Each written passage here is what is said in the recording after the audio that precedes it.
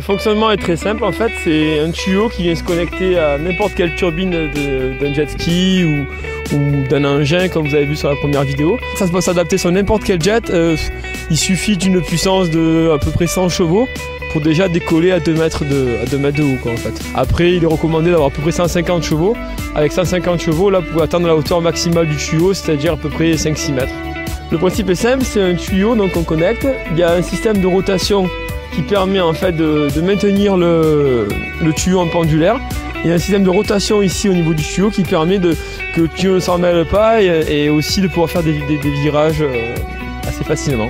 Ensuite vous avez donc là vous pouvez voir les buses principales qui permettent de donner la poussée pour décoller.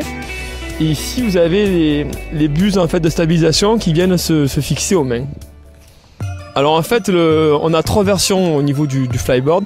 On a la première version qui va être en fait dédiée à tout ce qui est location, initiation et pour les personnes qui sont vraiment en apprentissage, où la personne en fait est sur le jet, elle s'occupe de démarrer et de gérer l'accélérateur. Donc ça c'est vraiment la version la plus simple pour apprendre.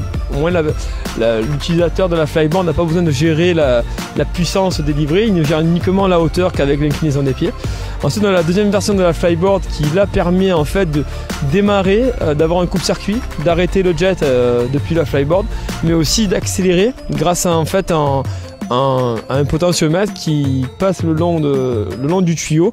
Donc en fait l'utilisateur de la flyboard peut être seul et sans personne sur le jet en fait.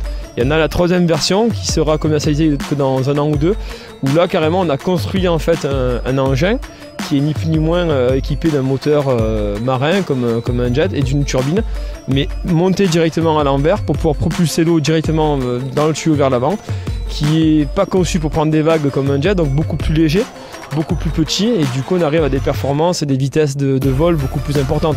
Avec un jet en 250 chevaux, vous allez atteindre à peu près 25 km/h, là on arrive avec l'autre engin à atteindre à peu près 40 km/h.